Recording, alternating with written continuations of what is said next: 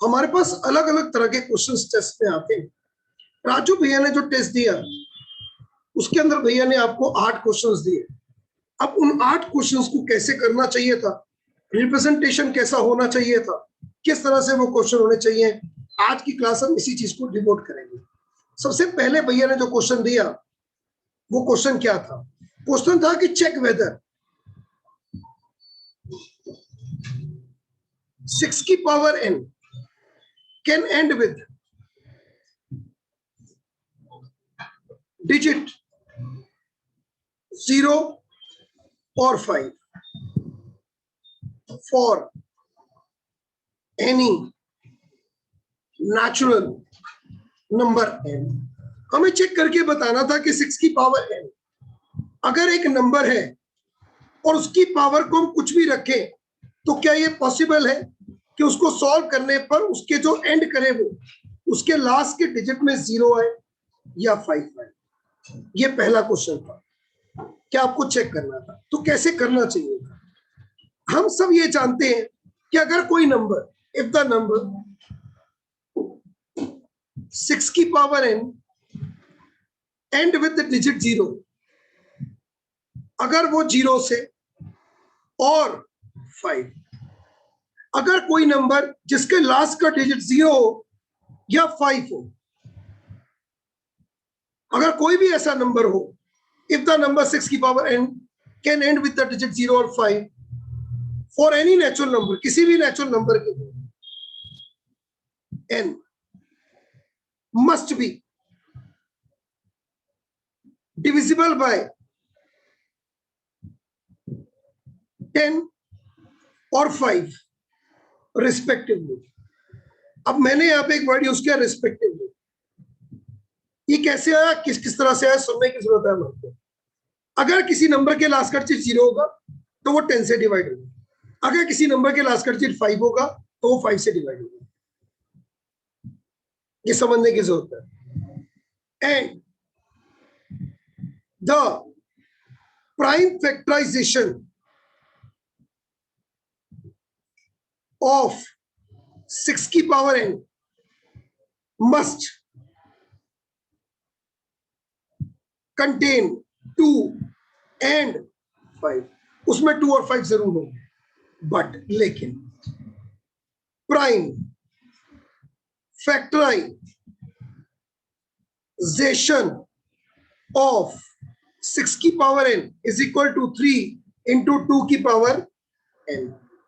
Here there is no prime factor 5, यहां पे prime factor 5 नहीं आ रहा।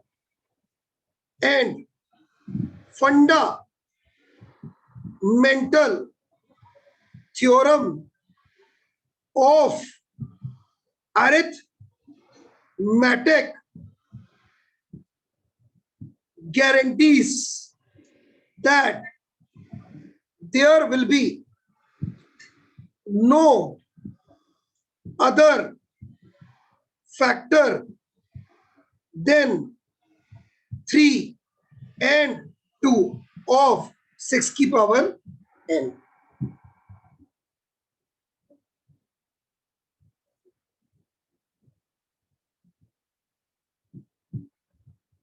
Therefore 6 की power n cannot end with digit 0 और 5, इसलिए वो 0 या 5 से एंड नहीं हो सकता। ये देखिए स्टेटमेंट, ये किसी ने, कितनी बच्चों ने लिखी थी, ये स्टेटमेंट सबसे इंपॉर्टेंट है, सबसे इंपॉर्टेंट स्टेटमेंट ये है।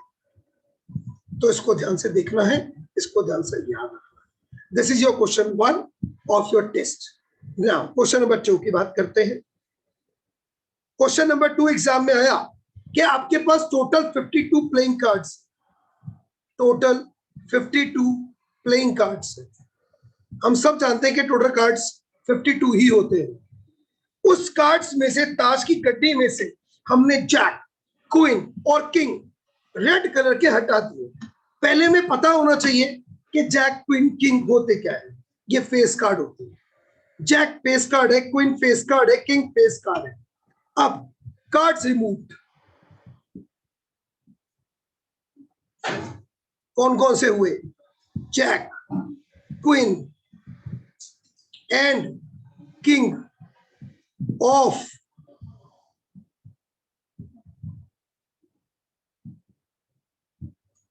रेड कलर या रेड सूट। अब जैक कितने होते हैं? 2 रेड कलर के, क्वीन भी 2, किंग भी 2। बता दूं, जैक टोटल 4 होते हैं, 2 काले 2 लाल। किंग क्वीन टोटल 4, 2 काले 2 लाल।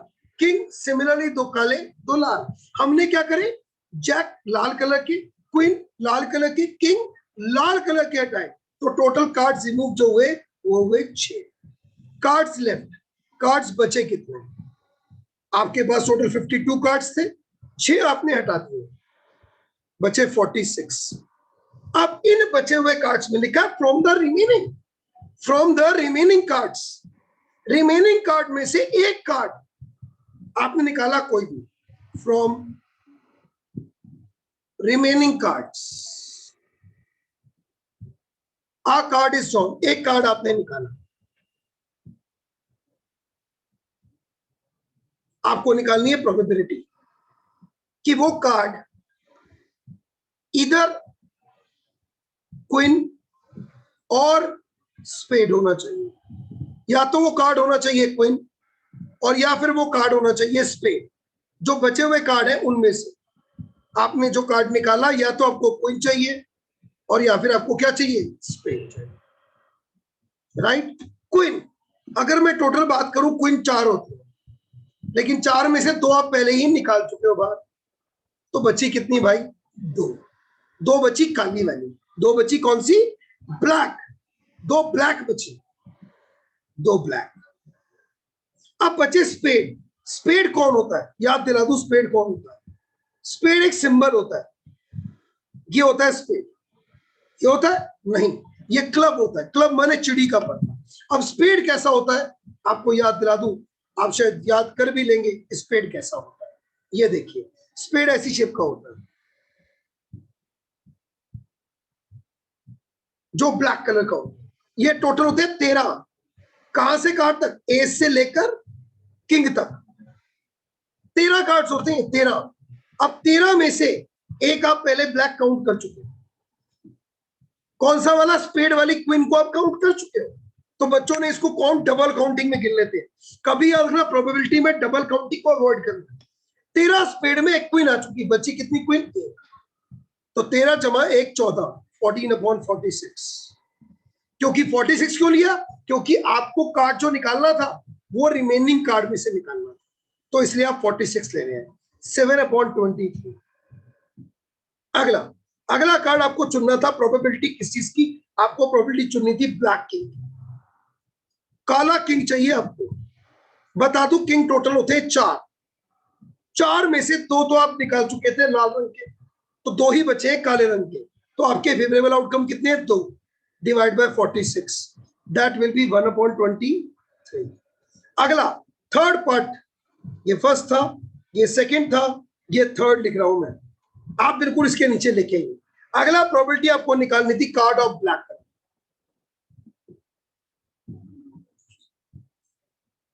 Black colour total black card होते हैं 26। कौन कौन से होते हैं याद दिला दूं? एक पहला स्पेड और दूसरा क्लब। अगर आपको ये किसी को याद नहीं है तो मेरा एलिट एजुकेशन एकेडमी के यूट्यूब चैनल पे उसमें लिखा है आओ प्लेइंग कार्ड सीखेगा, एक वीडियो है। अगर आपको याद नहीं है तो मैं आपका शेयर कर लूंगा, नहीं तो आपने अगर चैनल को सब्सक्राइब कर रखा है तो उसमें आप देखोगे तो आपको वीडियो दिखेगा जिसमें मैंने पूरे 52 प्लेइंग कार्ड्स का कंपोजिशन, उसमें कौन से कार्ड कितने हैं वो सिखाया है। आप जब मर्जी देख सकते हो।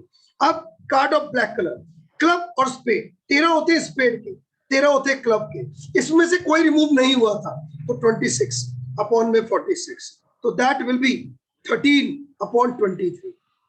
अगर बच्चे ऐसे करके आए जैसे मैंने करा, क्या उनको नंबर मिलेंगे? शायद टीचर ऐसे कर दे, शायद टीचर ऐसे करे और 4 नंबर के क्वेश्चन में बोले 3 मिलेंगे।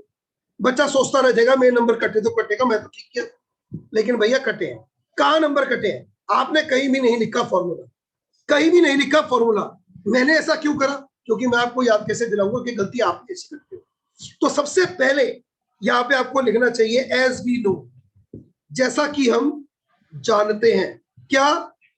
P bracket event is equal to favourable outcomes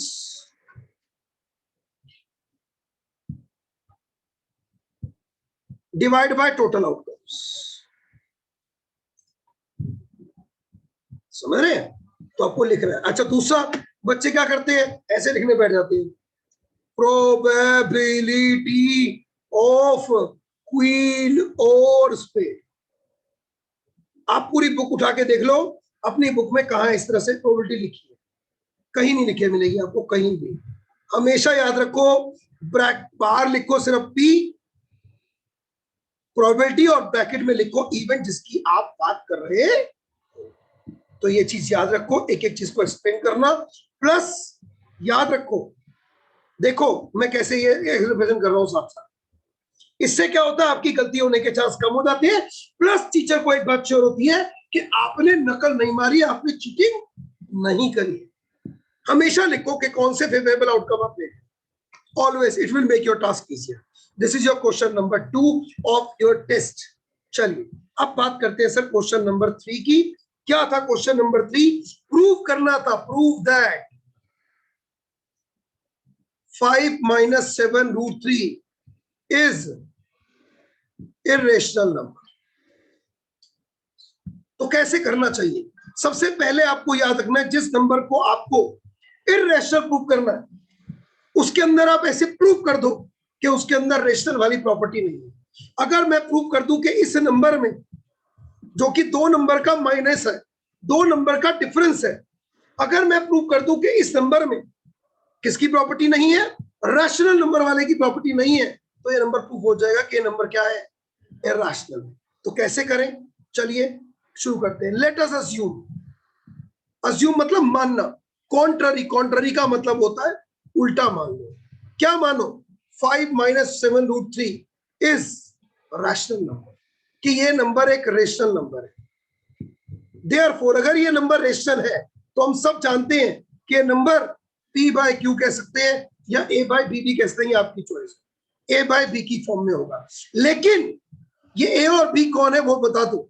ये a और b आर इंटीजर्स। ये ए और बी आपके पास कौन है? इंटीजर्स।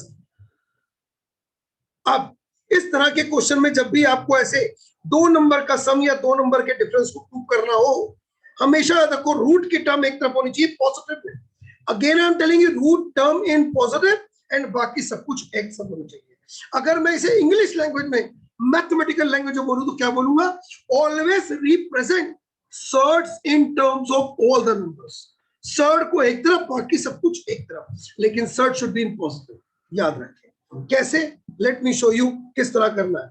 पहले प्लस का a/b में देखिए, मैं इधर लेके जा रहा हूं, दैट विल बी माइनस का a/b हो गया और माइनस का 7/√3 इधर गया।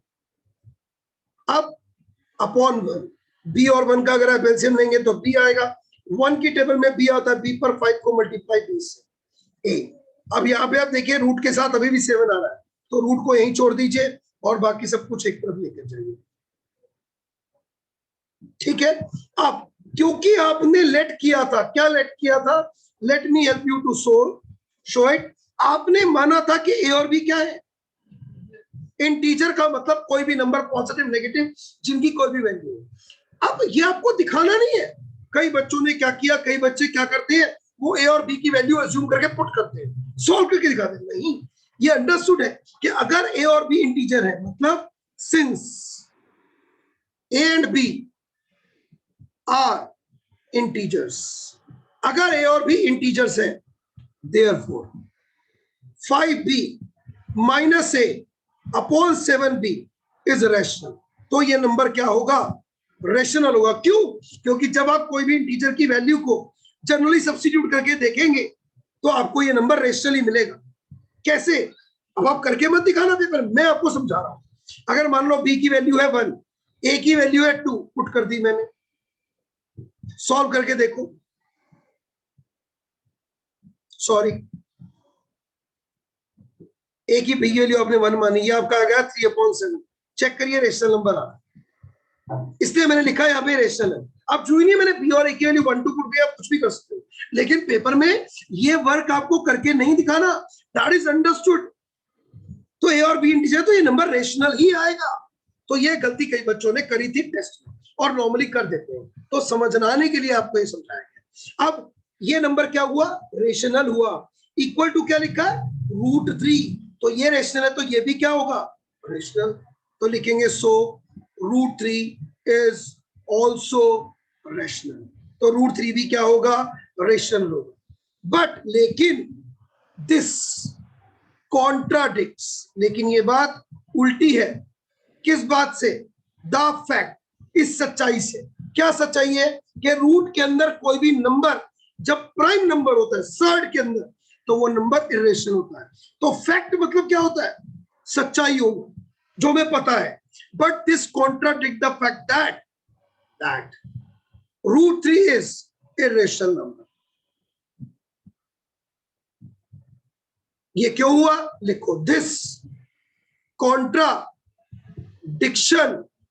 हैज अराइजन, ये इसलिए हुआ ड्यू टू, क्योंकि आवर रॉन्ग इंजम्पशन, क्योंकि हमारी इंजम्पशन रॉन्ग थी। Therefore 5 - 7 square root 3 is irrational. Statement आपको दिख रही है, कैसे लिखनी है, एक लाइन में आप शायद नोटिस नहीं कर रहे हो, आप देखो मैं क्या कर रहा हूं, ये आपके पेपर में जब आप करोगे, ये एक लाइन में आना चाहिए, फिर एक लाइन में देयरफॉर आना चाहिए, फिर आप एक लाइन में ये आना चाहिए, फिर आपकी एक लाइन में ये आना चाहिए, फिर आपकी एक लाइन में ये आना चाहिए, और फिर ये आना चाहिए। तो ये लाइन वाइज आना चाहिए, लाइन टू लाइन में डिवाइड होना चाहिए, ताकि टीचर को आपकी आंसर शीट इतनी नीट एंड क्लीन दिखे कि वो कहीं भी आपके मार्क्स डिडक्ट ना कर पाए, क्योंकि आपकी मार्क्स की वैल्यू बहुत ज्यादा है। कैन यू इमेजिन कि वो मार्क्स आपके कितने महंगे हैं। चलो, अब जब बात हो रही है तो ये भी बता देता हूं कि आपकी मार्क्स की वैल्यू क्या है, बातों बातों में बताई देते हैं। चलो देखो, आपके मम्मी पापा ने आपकी स्कूल की फीस भरी, कितनी भरी, अप्रोक्सीमेटली 5,000 रुपीज पर मंथ, 12 महीने की 60,000। एडमिनिस्ट्रेशन चार्जेस, सब मिसलेनियस चार्जेस मिला मुलो के 40,000 वो और ले लेते हैं आपसे। राजू भैया के चार्जेस भी लगते हैं, लगभग 17 से 18,000 रुपए भैया एक साल में वसूल लेते हैं। नोट्स, स्टेशनरी बहुत है, महंगी है भाई ये सब कुछ, करीब पूरा साल में बुक्स, ये साल में पूरा लगभग 20,000 रुपए का खर्चा कम से कम हो जाता है। 20,000 का खर्चा नॉर्मल हो जाता है हमारे, इसका नॉर्मल खर्चा बता रहा हूं, राइट सर। प्लस उसके अलावा आपके पेरेंट्स आपके ऊपर बहुत सारे खर्चे करते हैं, लेकिन जिन्हें मैं कहूं नहीं करता। इसका अप्रोक्सीमेटली बजट बनता है 1,40,000, यानी कि एक साल का सेशन का खर्चा हो जाता है 1.5 लाख रुपए। जैसा कि एक पेरेंट ने मुझे भी बताया अभी कि 1.5 लाख रुपए का खर्चा एक साल का पड़ता है। एक साल के 1.5 लाख का खर्चा की अगर मैं बात करूं तो कितने पैसे हो जाते हैं, लगभग 12,500 रुपए, यानी कि लगभग 450 रुपए रोज आप खर्चा करते हैं अपनी सिर्फ पढ़ाई के मटेरियल पर, स्टडी करने का ट्यूशन फलाना ढिमकाना, यानी कि आपकी दिहाड़ी है 500 रुपए। ये 500 रुपए वेजिस एक लेबर की होती है जो सुबह से लेकर 9 से लेकर 6 बजे तक की हार्ड वर्क करती है, लेकिन वो 500 रुपए आपकी सिर्फ एजुकेशन पे खर्चते हैं।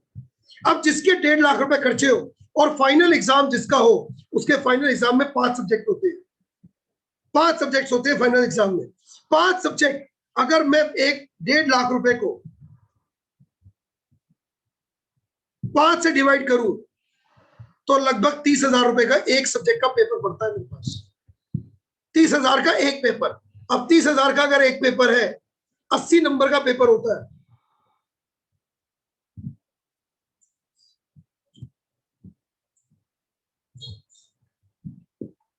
समझ सकते हैं एक नंबर की वैल्यू कितने रुपए है, 375 रुपए।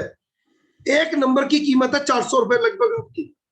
इमेजिन करके देखिए कितना महंगा एक नंबर की वैल्यू है। मुझे लगता है आपको किसी टीचर ने आज तक ये वैल्यू सिखाई हुई और ना कभी कोई सिखा पाएगा, ध्यान रखिए इस चीज को। चलिए अगला क्वेश्चन शुरू करते हैं हम लोग। अगला क्वेश्चन है, एक सिक्के को 3 बार उछाला। एक सिक्के को 3 बार उछाले या 3 सिक्कों को एक साथ उछाले, बात एक ही होती है। मैंने बोला एक सिक्के को 3 बार उछाले या 3 सिक्के को एक साथ उछाले, बात एक ही होती है। एक सिक्के को 3 बार उछाले या 3 सिक्कों को एक साथ उछाले, बात एक ही होती है। लेकिन अगर एक कॉइन इज टॉस्ड 3 टाइम्स या 3 coins tossed simultaneously, both are same thing, पहली बात आप दिमाग में ये रखें। दूसरा, एक सिक्के को उछालने पर आता है हेड टेल, ये एक कॉइन की बात हो रही है। लेकिन अगर 2 सिक्के लो तो कैसे?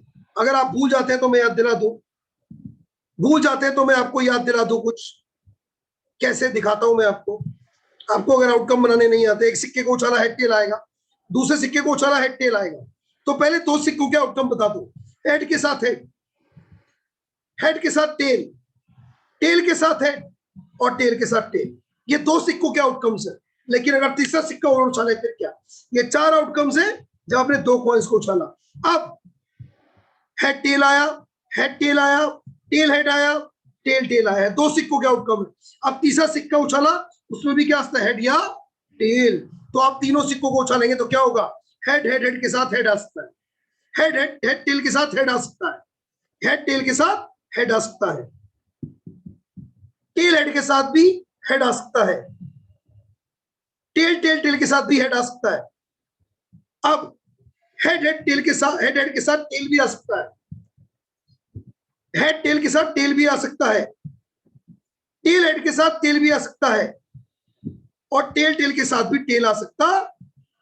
टोटल आउटकम्स कितने हुए? Total possible outcomes, therefore total possible outcomes is equal to 8। अगर ये आपने रफ में किया तो आपके मार्क्स डिडक्ट होंगे, पॉसिबल आउटकम आपको निकाल के दिखाने पड़ेंगे। अगला, नाउ एज वी नो, जैसा कि मैं और आप जानते हैं, क्या कि probability of event is equal to favourable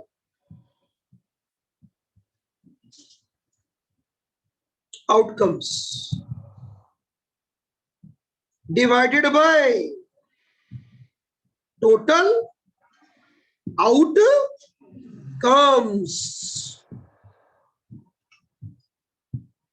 therefore पहला प्रोबेबिलिटी निकालना था आपको एटलीस्ट 2 टेल। भाई ये तो 9th क्लास से एटलीस्ट पीछा नहीं छोड़ रहा। और हैरानी इस बात की है कि मेरी रिवीजन नोट्स के अंदर अगर आप देखेंगे तो रिवीजन नोट्स में स्पेशल लिखा है some important cases. Yes, you heard it right, some important cases. Revision notes अगर दिखाएंगे तो आपके पास रिवीजन नोट्स में लिखा हुआ है स्पेशल एटलीस्ट का केस, एटलीस्ट का केस लिखा है, उसमें लिखा है स्पेशली कि एटलीस्ट के अंदर का केस क्या है। चलो मैं आपको दिखाने की कोशिश करता हूं, इससे ये साफ हो जाएगा कि आप लोग घर पे कितनी रिवीजन करते हैं रिवीजन नोट्स की। ये लिखा, अगर आपको विश्वास नहीं है ये लिखा,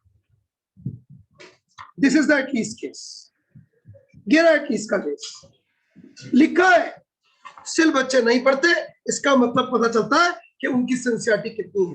एटलीस्ट का मतलब समझा दूं, मिनिमम कम से कम 2 टेल्स होने चाहिए, मिनिमम के अंदर उतने मिनिमम चाहिए, उससे ज्यादा चलेंगे उससे कम नहीं चलेंगे। और ये सुन के, ये देखकर मुझे बहुत बुरा लगता है कि जब बच्चे इसकी प्रोबेबिलिटी लिखते हैं तो ये वो नहीं लिखते कि वो कौन कौन से आउटकम ले रहे हैं। एटलीस्ट 2 टेल कौन कौन से लेंगे दिखाता हूं। ये नहीं लेंगे क्योंकि इसमें एक भी टेल नहीं है और हमें 2 से या 2 से ज्यादा चाहिए। ये भी नहीं लेंगे क्योंकि इसमें सिर्फ एक है, हमें मिनिमम 2 या 2 से ज्यादा चाहिए। ये भी नहीं लेंगे क्योंकि इसमें भी एक है। ये लेंगे क्योंकि इसमें 2 है। ये नहीं लेंगे, ये लेंगे। ये नहीं लेंगे क्योंकि इसमें सिर्फ एक है। ये भी लेंगे क्योंकि इसमें 2 है। ये भी लेंगे, इसमें 2 है। ये भी लेंगे, इसमें 3 है। 3 वाला क्यों लिया? क्योंकि मिनिमम 2 चाहिए, एटलीस्ट 2। अगर आपके स्कूल के अंदर प्रिंसिपल आके आपसे पूछे कि भाई वो बच्चे बाहर आ जाओ जिनके एटलीस्ट 40 मार्क्स है। तो कौन से बच्चे बाहर जाएंगे? जिनके 40 आए होंगे या 40 से ऊपर आए होंगे, वो बाहर आएंगे। 40 से कम वाले बाहर नहीं आएंगे। एटलीस्ट मिनिमम, जैसे कि हम कहते हैं कि जिंदगी में इंसान को अपना घर चलाने के लिए उसकी सैलरी एटलीस्ट 50,000 तो होनी चाहिए।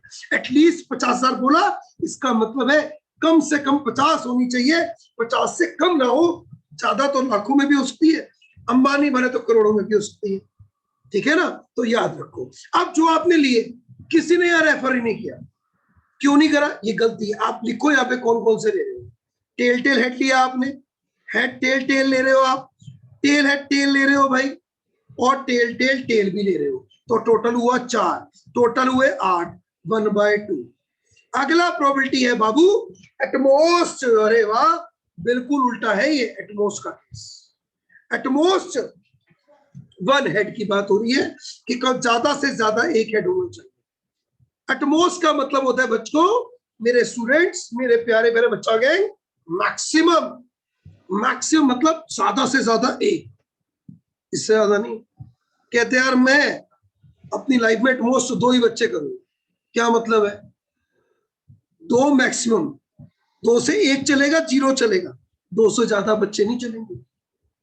क्यों? क्योंकि पॉपुलेशन को भी कंट्रोल करना है और लाइफ में इंडिया का लिविंग स्टैंडर्ड भी आपन ने ऊपर हायर साइड पे लेके जाना है। सो दैट्स एटमोस्ट, मैक्सिमम इतना होना चाहिए, इससे ऊपर नहीं।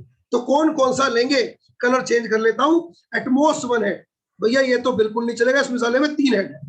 ये भी नहीं चलेगा, इसमें 2 हेड है। ये नहीं चलेगा क्योंकि इसमें भी 2 हेड है। ये चलेगा क्योंकि इसमें एक ही हेड है। ये भी चलेगा, इसमें भी एक हेड है। ये भी चलेगा, इसमें भी एक हेड है। और ये भी चलेगा क्योंकि इसमें 0 हेड है। पर ये नहीं चलेगा क्योंकि इसमें 2 है।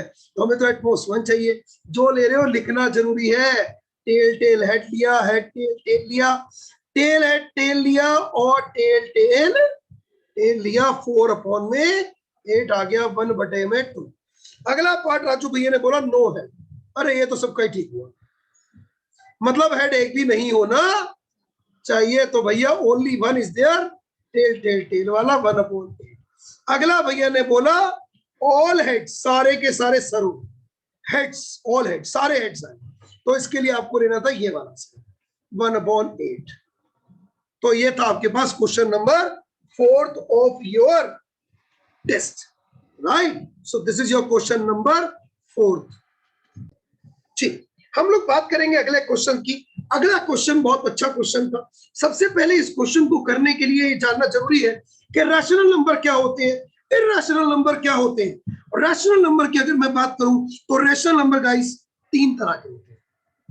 पहला जो p/q की फॉर्म में हो, न्यूमरेटर बाय डिनोमिनेटर की फॉर्म में हो, लेकिन डिनोमिनेटर 0 नहीं होना चाहिए। दूसरा जो टर्मिनेटिंग डेसिमल की फॉर्म में हो, ऐसे डेसिमल्स को टर्मिनेटिंग कहते हैं जो स्टार्ट होके एंड हो जाते हैं। तीसरा नॉन टर्मिनेटिंग रिपीटिंग डेसिमल की फॉर्म में, जो डेसिमल स्टार्ट हो एंड ना हो लेकिन डिजिट रिपीट हो। अब आप कहोगे राजू भैया रटवाओ मत, समझा के समझा दो। तो मैं आपको याद दिला दूं, पहला जैसे 7/8, अब ये न्यूमरेटर बाय डिनोमिनेटर की फॉर्म में, डिनोमिनेटर नॉट इक्वल टू 0 है, तो ये एक रैशनल नंबर है। अगला टर्मिनेटिंग डेसिमल की फॉर्म में 0.7859। अगर मैं आगे डॉट डॉट नहीं लगा रहा हूं, इसका मतलब क्या हुआ? इसका मतलब ये डेसिमल टर्मिनेटिंग है, यानी कि स्टार्ट होकर एंड हो गया।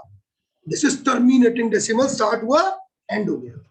और अगला हमारे पास होता है नॉन टर्मिनेटिंग रिपीटिंग, जैसे कि 5.353555, क्या हो रहा है?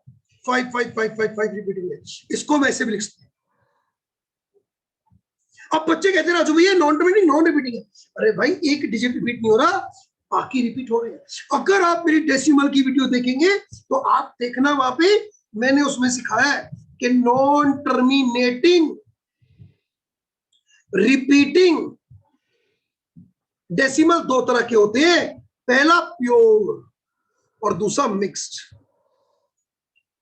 उसमें प्योर होते हैं जो डेसिमल के बाद सारे डिजिट रिपीट हो, और मिक्स्ड होते हैं जब डेसिमल के बाद कुछ डिजिट नॉन रिपीटिंग और कुछ रिपीटिंग, पर है दोनों नॉन टर्मिनेटिंग। 3 तरह के डेसिमल्स, 3 तरह के नंबर्स क्या कहलाते हैं? Rational number. तो पहले तो ये याद रखो। और यहां पर भी बच्चे बड़े बेवकूफी वाली हरकतें कर देते हैं। क्या? सुनिए ध्यान से। तो क्यों? क्योंकि थॉरली नहीं पढ़ना ना। अब ये 15/7 है, ये एक रैशनल नंबर है। इसका मतलब होता है 15/7। अब जब सॉल्व करेंगे तो बदले में आएगा क्वेश्चन, और वो भी इन डेसिमल फॉर्म, भूलना नहीं। अब पेपर में ये पूछा जा सकता है कि डेसिमल जो आएंगे वो या तो इसका कैसा आएगा, टर्मिनेटिंग, और या इसका डेसिमल क्या आएगा, नॉन टर्मिनेटिंग रिपीटिंग ही आएगा, इसका जो डेसिमल आएगा। ठीक। अब सेकंड डेसिमल कैसा आया, अगर टर्मिनेटिंग। आप अगर अपनी एनसीईआरटी में थ्योरम 1.6 को देखेंगे तो उसमें लिखा है कि अगर कोई नंबर p/q की फॉर्म में है और उसके डिनोमिनेटर के फैक्टर 2 की पावर n और 5 की पावर m की फॉर्म में आ रहे हैं तो डेसिमल टर्मिनेटिंग होगा। लेकिन अगला डेसिमल होता है नॉन टर्मिनेटिंग रिपीटिंग। और आप अगर एनसीईआरटी की बुक में देखेंगे थ्योरम 1.7 दिखेगी आपको, जो कहती है कि अगर एक नंबर p/q है और इस डिनोमिनेटर के फैक्टर 2 की पावर n और 5 की पावर m की फॉर्म में नहीं है, नॉट इन फॉर्म ऑफ, तो डेसिमल आएगा नॉन टर्मिनेटिंग रिपीटिंग। ध्यान रखना, मोस्टली क्वेश्चन बच्चे गलत कर रहे हैं। तो पहले ये क्लियर होना चाहिए कंसेप्ट क्या है। उनको यही नहीं पता कि वो फॉर्म कैसी होनी चाहिए। किसी ने कोई लैंग्वेज लिखी, किसी ने कोई लैंग्वेज लिखी, कंप्लीटली रॉन्ग लैंग्वेजेस थी। अगला, अब बात करता हूं इर्रेशनल नंबर की। क्या होते हैं इर्रेशनल नंबर? ऐसे नंबर गाइस जो सर्ड्स की फॉर्म में हो, सर्ड, क्यूब रूट हो, फोर्थ रूट हो, फिफ्थ रूट हो, जो सॉल्व ना हो सकते हो, और या फिर जो नॉन टर्मिनेटिंग और साथ में नॉन रिपीटिंग डेसिमल है, जैसे 0.50, 500, 500, ये नॉन टर्मिनेटिंग नॉन रिपीटिंग है, ये नंबर है इर्रेशनल। और इसका तो भाई जब ये p/q की फॉर्म में है ही नहीं तो इसके q के फैक्टर सोचोगे क्यों आप? इसका कोई फैक्टर से मतलब नहीं है। ध्यान रखो इस बात को, कंफ्यूज नहीं होना। सिर्फ प्राइम फैक्टर हमें रैशनल नंबर में चेक करने होते हैं। कंफ्यूजन हो रही है, कोई लिख रहा है नॉट ऑफ द फॉर्म, कोई इरेशनल नंबर में फॉर्म घुसा रहा है, ऐसे नहीं होना। अब क्वेश्चन क्या आता है एग्जाम में वो सुनो। पेपर में कहेंगे, एक क्वेश्चन देंगे, कहेंगे बताओ ये डेसिमल जो डेसिमल नंबर गिवन है वो रेशनल है या इरेशनल है। अगर वो रेशनल है तो उसके डिनोमिनेटर के प्राइम फैक्टर के बारे में आप क्या कहना चाहते हो, और अगर वो इरेशनल है तो कुछ नहीं कहना, सिर्फ लिखना है कि वो इरेशनल। समझो बात को मैं क्या बोलने की कोशिश कर रहा हूं। अब पेपर में एक क्वेश्चन आया, राजू भैया ने दिया 43.1234, बताओ ये डेसिमल कैसा है। आपकी एनसीईआरटी में भी 1.4 का क्वेश्चन 3 इसी टाइप का है, आप चेक करेंगे तो बाद में मिल जाएगा। अब ये डेसिमल था तो बताना था ये कैसा है, और इसके डिनोमिनेटर के प्राइम फैक्टर के बारे में बताना है। अगर ये रेशनल है तो कैसे करना था, देखिए। S this is terminating decimal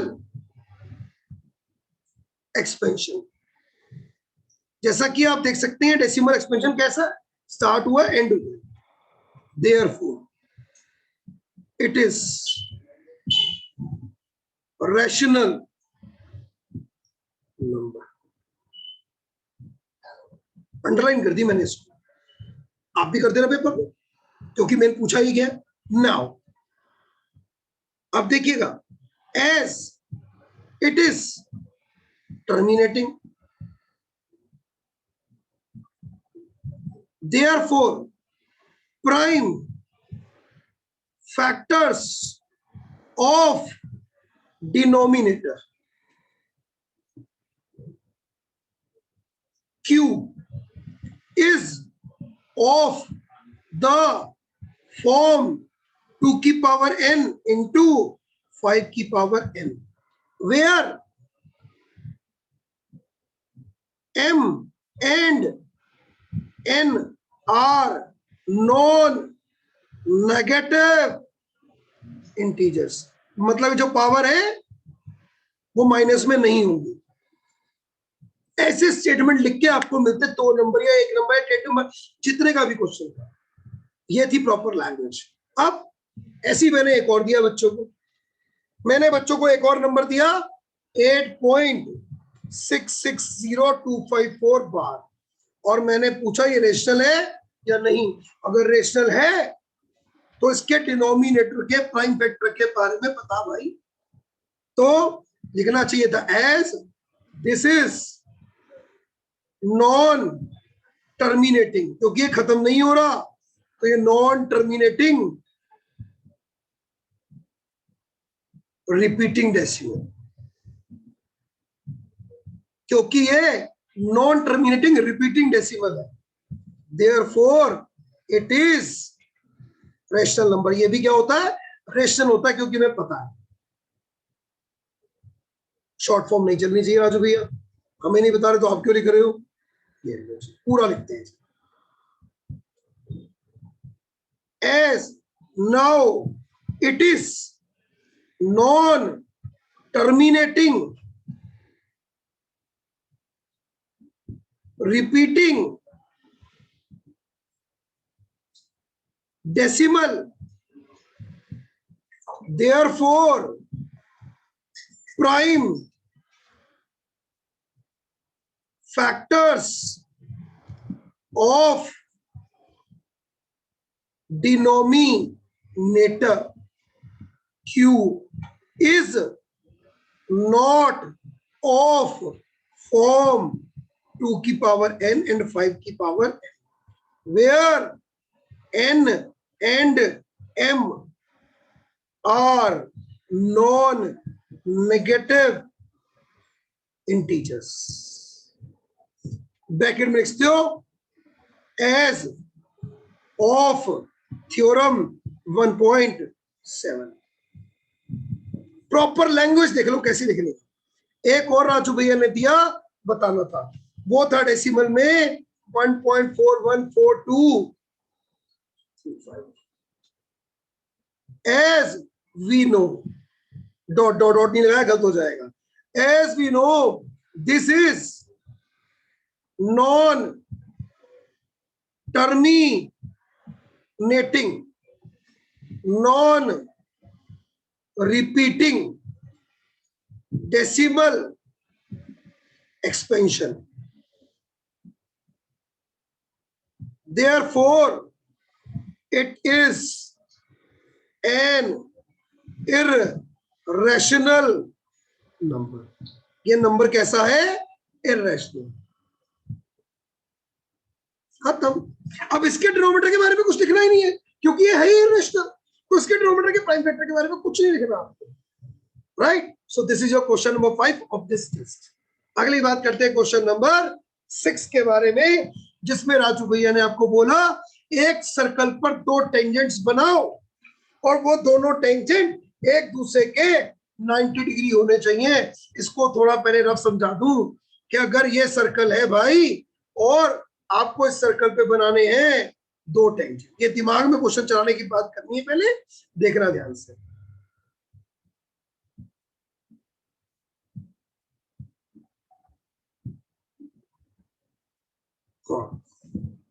ये देखें, मान लो ये पॉइंट है P, जहां से हमें टेंजेंट बनाना है, 2 बनाने हैं, मान लो PQ और PR। अब वो कह रहा है कि दोनों टेंजेंट 90 डिग्री पे काटने चाहिए, ये दोनों 90 डिग्री पे होने चाहिए, हमें कसरत करना है ऐसा। तो आपको कुछ याद करना है यार। क्या याद रखना था कि जब आप सेंटर से रेडियस जोड़ोगे, एक पॉइंट ऑफ कांटेक्ट को यहां से भी जोड़ोगे, ये जोड़ोगे, तो आपको दिमाग में रखना था कि ये एंगल तो 90 का ही होता है, ये एंगल तो 90 का होता है। तो बचा ये। अब अगर ध्यान से देखोगे OQPR को, तो it's a quadrilateral angle OQP plus ORP plus QOR plus QPR।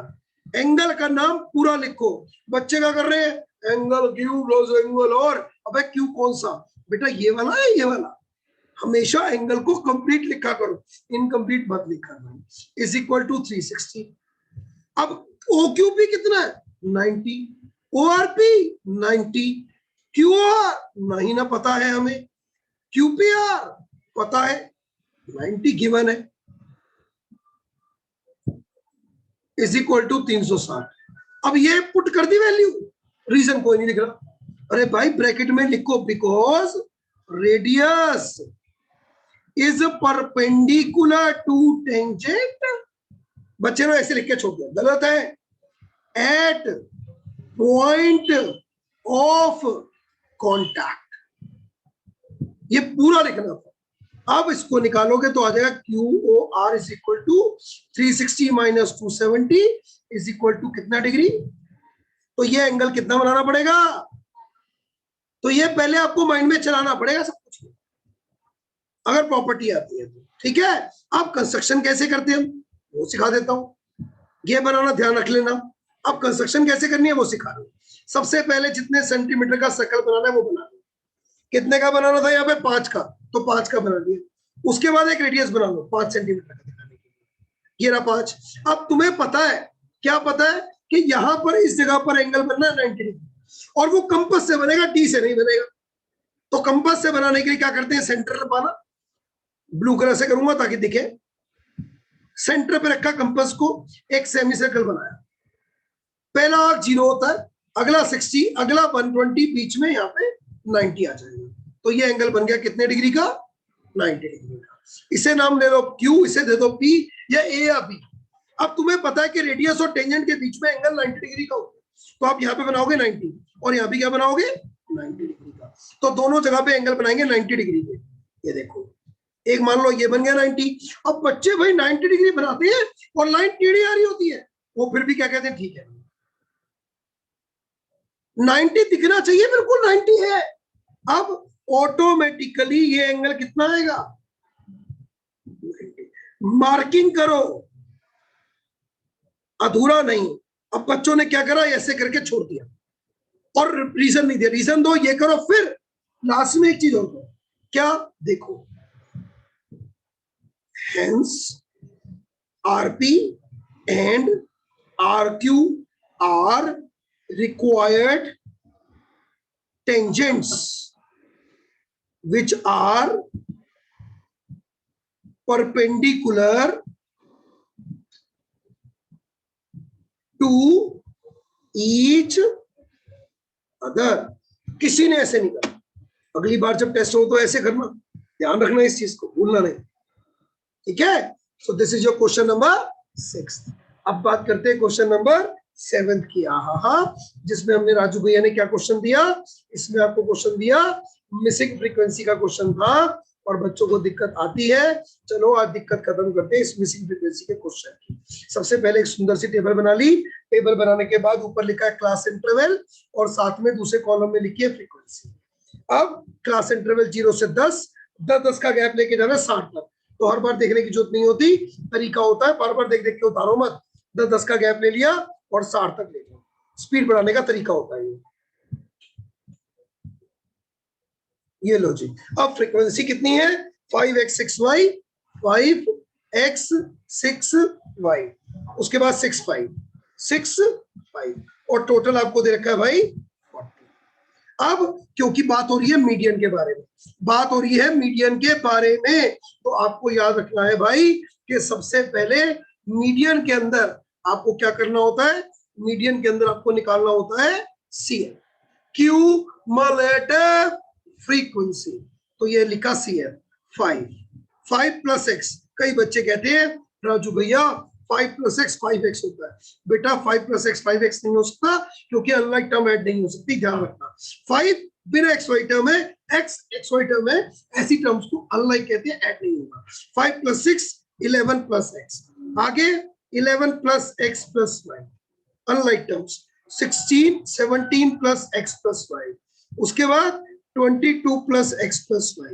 याद रखना, जब भी फ्रीक्वेंसी मिस हो दो बेसिक फ्रीक्वेंसी के क्वेश्चन में इक्वेशन बनती है दो, linear equation in two variables बननी चाहिए, यहां भी बननी चाहिए थी। कैसे? पहला एक बननी चाहिए टोटल फ्रीक्वेंसी से, जो कि कितनी है 40, 22 plus x plus y is equal to 40, तो x plus y is equal to 18, equation number 1। और दूसरी बनेगी फॉर्मूले से। अब जैसे कि आप देखेंगे कि मीडियन दे रखा है 31। अब क्योंकि पहले जब हम मीडियन निकालते थे तो मीडियन क्लास ढूंढनी पड़ती थी, अब यहां मीडियन दे रखा है तो मीडियन दे रखा है 31, ये कौन से क्लास इंटरवल में लाई करेगा? अब ये 31 को चेक करो, ये लाई करेगा 30 to 40 के बीच में। ऐसे हमेशा बॉक्स में बंद करो और क्या लिखो, देखो किसी ने नहीं लिखा था ये, S median 31 lies between 30 to 40, therefore median class is equal to 30 to 40, L lower limit 30, H 10। ध्यान से देखो छोटी छोटी चीजों को भैया कैसे लिख रहे हैं, और आपने भी अगली बार प्रॉपर रेफर करना है, हर चीज को एक्सप्लेन करना है। जो पेपर में टीचर चेक कर रहा है, सोचो वो अनपढ़ है, उसे तुम पढ़ा रहे हो और वो देख देख के समझेगा। उसके बाद निकालो F C F, F median class की फ्रीक्वेंसी, सी एफ उससे ऊपर वाले 11 प्लस एक्स। अब मीडियन दे रखा है, कितना दे रखा है चेक करो 31। अब मीडियन 31, पहले हम मीडियन निकालते थे, अब मीडियन पता है। ऐसे केस में लगना चाहिए एलिट बार, दी हुई वैल्यू के सामने उसका फॉर्मूला। मीडियन का फॉर्मूला होता है बच्चों एल प्लस ब्रैकेट में n by 2 minus C F upon में एफ इंटू में एच इज इक्वल टू 31। अब सारी वैल्यू की पुट कर दो, या तो इक्वेशन आएगी या आंसर आएगा। एल कितना है चेक करो, आपको दिख जाएगा कि एल है आपके पास 30 plus n by 2 20 minus C F 11 जमा एक्स अपॉन एफ यानी कि y इंटू में h यानी कि 10 इज इक्वल टू 31। ये करते ही बच्चों का आंसर गलत। हमेशा याद रखो, जब कभी भी माइनस के बाद आगे एक टर्म से ज्यादा हो, आगे एक टर्म से क्या हो ज्यादा, always put them in bracket. अगर ब्रैकेट नहीं रखा आंसर गलत। अब आगे 20 माइनस 11 माइनस एक्स, फर्क देखो क्या आया, दिख जाएगा आपको फर्क क्या आ रहा है। दिखा देता हूं फर्क क्या आ रहा है, कहीं भूल जाओ आप। ये देखो, अगर ये ब्रैकेट नहीं होता ये एक्स प्लस का रह जाता, अब माइनस का होगा क्योंकि ब्रैकेट से बाहर निकाल के माइनस का होगा। इंटू 10 31 माइनस 30, अब 9 माइनस एक्स अपॉन में y is equal to 1 upon में 10। अब cross multiply 90 minus 10x is equal to y. अब 90 is equal to y plus 10x, equation number. अब देखो दो इक्वेशन है by first and second. First equation क्या थी, x plus y is equal to 18। दूसरी क्या है 10x plus y is equal to 90। अब साइन चेंज कर दो, माइनस माइनस माइनस कैंसिल, बचा माइनस का 9x और माइनस का 72। x की वैल्यू आ गई भाई 72 अपॉन 9, दैट इज आ गया 8। अब इस x की वैल्यू को इसमें पुट कर दो, चाहे सेकंड में पुट कर दो और निकाल दो y की वैल्यू, जो कि आपके पास कितनी आएगी 8 10 आ जाएगी y की वैल्यू। तो x आ गया 8, y आ गया 10। अब चेक कर लो यार कि ठीक कर रहे हो या गलत। 10 जमा 8 18 जमा 22 40, ठीक है। अब कईयों की आ रही है 4.6 3.4। अबे गधों, मेरे प्यारे गधों, ये तो चेक करो कि इसको और 22 को प्लस करके 40 आया ही नहीं यार। कभी भी जब क्वेश्चन पेपर करो हमेशा एक ही चीज पे फोकस करो, क्वालिटी पर। क्वांटिटी पे जब तक फोकस करोगे पागल बनोगे। मतलब अगर पेपर में 30 क्वेश्चन आए तो बजाय के 30 अटेम्प्ट करने के पहले 20 आराम से करो जो तुम्हें अच्छी तरह आते हैं, जो तुम्हें अच्छी तरह आते हैं। नहीं तो जो 10 नहीं आते वो इन 20 को भी बर्बाद कर देंगे। तो ऑलवेज रिमेंबर, पहले अपने वो क्वेश्चन करो जो ढंग से आते हैं। अगर खुद के आंसर को वेरीफाई नहीं कर पाए तो इसका मतलब वो क्वेश्चन गलत हुआ, और फिर वो क्वेश्चन ढंग से चेक करके सही करो। अब कई बच्चों ने पेपर में 8 क्वेश्चन अगर आए, कहने को 8 किए, नंबर फिर भी आए 7, 10, 21। इससे बढ़िया क्या करते, 8 में से 6 करते, सारे ठीक करते, इंटू 5 होते, 30 आते। 2 क्वेश्चन सारे टच ही मत करते, वो ज्यादा बेहतर है। क्वांटिटी पे मत फोकस करो, क्वालिटी पे फोकस करो। अगला क्वेश्चन राजू भैया ने दिया एक और, जिसमें आपको निकालना था मीन, मोड और मीडियन।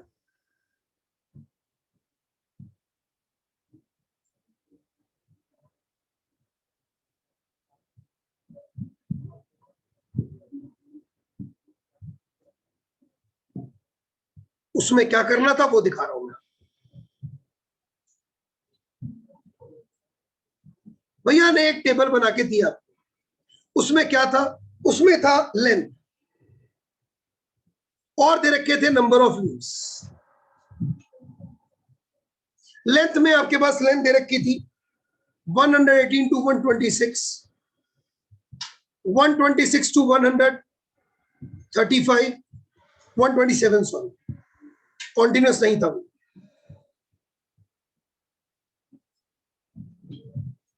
136 टू 144, 145 टू 153, 154 टू 162, और 163 टू 171, और 172 से 180। ये आपके पास क्लास इंटरवल था। 3, 5, 9, 12, 5, 4, 2, 9, 12, 5, 4, 2, ये आपके पास एक दे रखा था। आप हमेशा याद रखो, जब भी आप मीन निकालो, मोड निकालो या फिर मीडियन निकालो, दिमाग में एक चीज घुमा के डाल लो हमेशा कि क्लास इंटरवल कॉन्टिन्यूअस होनी चाहिए। कॉन्टिन्यूअस का मतलब जो यहाँ अपर लिमिट वही नीचे लोअर लिमिट होनी चाहिए, जो यहाँ पर नहीं है। ऐसे केस में अगर नहीं है तो आप उसे पहले कॉन्टिन्यूअस बनाएंगे। कैसे बनाएंगे सिखा देता हूं ताकि आपको कंफ्यूजन ना रहे। आप देखें कि ऊपर वाले की अपर कितनी है, नीचे वाले की लोअर कितनी है, गैप कितने का है। एक का गैप है, यहाँ 126 है, यहाँ 127 है, एक का गैप है। जितने का गैप हो डिवाइड बाय 2 कर दो, कितना आया 0.5। सारी की सारी लोअर लिमिट में से 0.5 को सबट्रैक्ट कर दो, और सारी अपर लिमिट में 0.5 को ऐड कर दो। क्लास इंटरवल हो जाएगा continuous. Yes, you heard it right, continuous. और नीचे लिखना पड़ेगा कि हमने ऐसा किया। हमेशा याद रखो, लिखना पड़ेगा हमने ऐसा किया है। अब ये आपके पास क्लास इंटरवल की हो गई, ये आपके पास फ्रीक्वेंसी की हो गई, ये आपके पास मिड वैल्यू की हो जाएगी, ये मिड वैल्यू की हो गई, ये आपके पास मैं निकाल रहा हूं जी, ये आपके पास एक DI की ले ली मैंने, मैं जूम मीन से करके दिखाऊंगा। ये आपने ले ली सर CF की, ये आपने ले ली CF की। अब सारी आपने ले ली, अब लिखना शुरू करें लेंथ।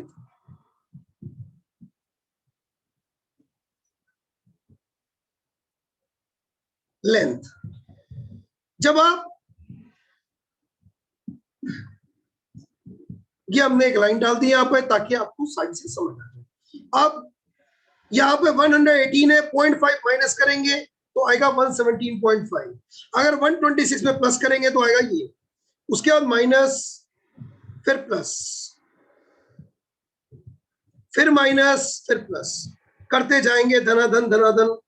डेसिमल में वैसे ही आपका हाथ कितना टाइट है ये आप सब जानते हैं, लेकिन उसके अलावा ध्यान रखें, एक बार करिए उसके बाद गैप देख ले, उतने उतने ऐड भी कर सकते हैं हम लोग, हमारा काम आसान हो सकता है। देखिएगा जैसे मैं कर रहा हूं वैसे आप भी करने की कोशिश कर सकते हैं। अब 162.5, 171.5, 171.5 और आ गया 180.5। ठीक है सर, यहां पर आएंगे नंबर ऑफ लीव्स। ठीक है सर, कितने हैं? 3, 5, 9, 12, 5, 4, 2। सबसे पहले आप निकालते हैं जी x i, mid value upper plus lower कितना है? 117.5 प्लस 126.5, 01442, 244 डिवाइड बाय 2 आया 122, तो ये हो गया 122। कितने कितने का गैप है? 9 का गैप है। क्लास साइज है 9 का, ऐड करते जाओ। 131, 140, 149, 158, 167 और ये आ गया जी 176 मिड वैल्यू। अब आप निकालो डी आई। डी आई होता है जी एक्स आई माइनस ए। ए कौन होता है? जितनी मिड वैल्यू आपने निकाली उसमें से एक वैल्यू को आप मानते हो अज्यूम्ड। कितनी है? 1, 2, 3, 4, 5, 6, 7, इसको मान लो इसमें अज्यूम्ड कहते हैं आप इसे।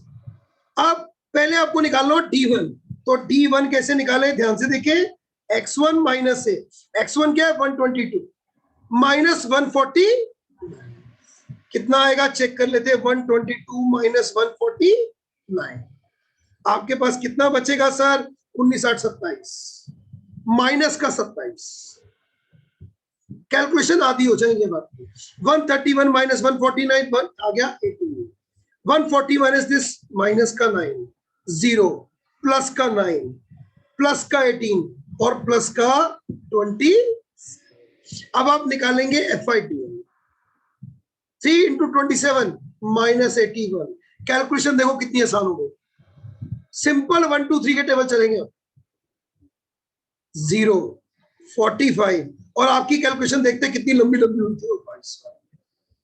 अब माइनस माइनस माइनस क्या होता है? प्लस। 81, 81, 162, 162 और 90, 252। ये आ गया, इसको प्लस करके माइनस का 252 और प्लस प्लस प्लस होते हैं। 5 2 7 4 11 का 1, 1 4 5 और 7 12 और 5 17, 171। अब निकाल लो sigma f i plus minus minus. ठीक है जी। अब 252 में से माइनस कर दो। 2 में से 1 गया 1, 15 में से 7 गया 8, प्लस माइनस साइन बढ़ेगा माइनस का, राइट। और सिग्मा एफ आई भी देख लो कितना आ रहा है। सिग्मा एफ आई है 4 2 6 5 11, 11 और 9 20, 20 और 20 40। अब क्या निकालो? पहले मीन। मीन का फॉर्मूला होता है assume plus sigma f I D I upon sigma f I. Assumed कितना था? 149। Sigma f I D I minus 81 upon 40। काट दो। 42 जा 80, 0.100 लगा लो। 42 जा 80, 2.02 मान लो। सॉरी, आ गया प्लस मान। एक मिनट,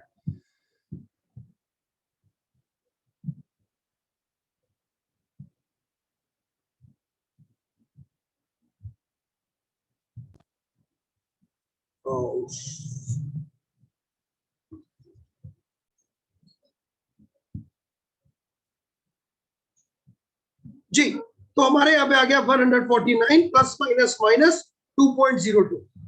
जब इसे माइनस करेंगे 149 में से 2.02 को अगर आप माइनस करेंगे, 10 में से 2 गया 8 हो जाएगा, 9 में से 0 गया 9 हो जाएगा, 8 में से 2 गया 6 हो जाएगा, ये आ गया 146। तो लगभग आ गया 146.9। तो this is your mean by assumed mean method. अब हम सीखेंगे भैया जी मोड एंड मीडियन के बारे में कि इसमें से मोड और मीडियन कैसे निकालना है। आप सिर्फ निकालूंगा मैं मोड। अब निकालूंगा सिर्फ मोड। मोड के लिए पहले चुननी होती है मॉडल क्लास। सबसे ज्यादा जिसकी फ्रीक्वेंसी हो मॉडल क्लास। सबसे ज्यादा फ्रीक्वेंसी किसकी? इसकी। तो ये आपकी मॉडल क्लास 144.5 टू 153.5, जिसमें लोअर लिमिट क्या है? 144.5। क्लास साइज क्या है? 9। उसके बाद लेना होता है F1, F0, F2, F1 आपका कितना है 12, F0 कितना ऊपर वाला 9, F2 कितना है 5। अब मोड का फॉर्मूला लगा दो, मोड का फॉर्मूला होता है L plus F1 minus F0 upon में 2F1 minus F0 minus F2 into H। L कितना है 144.5 प्लस F1 कितना है 12, F0 कितना है भाई 9, 2 into 12 minus 9 minus 5 into 9, class size 144.5 plus 3 नीचे बचा 12 दूनी 24, 24 में 14 गया 10 इंटू 9, ये आ गया 144.5 प्लस 27/10। अब कई बच्चे यहाँ पे एलसीएम ले लेते हैं, नहीं लेना, याद रखना है आपने, एलसीएम लेके नहीं करना, that will make your calculation more difficult more tougher. तो याद रखें कैसे करना है सिखाता हूं। देखो जैसे 144.5 27/10, इसको यहीं का यहीं डिवाइड कर दो, क्या आएगा 2.7। अब ऐड कर दो, बस खत्म। 147 ये क्या आ गया मोड ऑफ द डेटा। अब बची आपके पास एक चीज, और वो क्या है मीडियन। मीडियन के लिए अगर आप लोग अपनी एनसीईआरटी की बुक खोले, अगर आप अपनी एनसीईआरटी की बुक खोलेंगे उसके अंदर आप देखेंगे तो आपको दिखेगा एनसीईआरटी के पेज नंबर, ध्यान से खोल के देखिए, एनसीईआरटी का है पेज नंबर हमारा 286, उसमें आपको दिखेगा एक formula 3 median is equal to, ध्यान से देखिए, मोड प्लस 2 मीन। दिख रहा है जी, इसे कहते हैं मीन मोड मीडियन का इंपिरिकल रिलेशनशिप। एक नंबर में भी आता है, आपको मीन मोड मीडियन में से 3 में से 2 चीजें दे देंगे, एक निकालना होगा। अब आपने यहाँ पे 2 चीजें निकाल ली थी, कौन कौन सी मीन और मोड, तो मीडियन आप इस फॉर्मूले से निकाल सकते हैं। तीनों आपको इंडिविजुअली अलग अलग निकालने की जरूरत नहीं है, तो आपका काम नंबर बच सकते हैं। और एक चीज आप और भी कर सकते हैं, आप एक काम करो, आपको लगता है मोड मीडियन आसान है तो मोड मीडियन निकाल लो, मीन आप इस फॉर्मूले से निकाल दो, तो कैलकुलेशन आती होगी। ये सारी ट्रिक यहां चलानी पड़ेगी। अब आप देखो, अगर आप इसी क्वेश्चन को सिंपल मीन से कर रहे हो तो कैलकुलेशन कितनी बड़ी बड़ी हो रही है, और मैंने अज्यूम मीन से करा तो कैलकुलेशन आधी रहेगी। So these are the some tricks जो आप फॉलो करो तो आप लोग अपने टेस्ट, अपने क्वेश्चन पेपर को अच्छा दे सकते हैं। होप सो कि आपको टेस्ट की प्रेजेंटेशन समझ आई होगी। ठीक है, थैंक यू।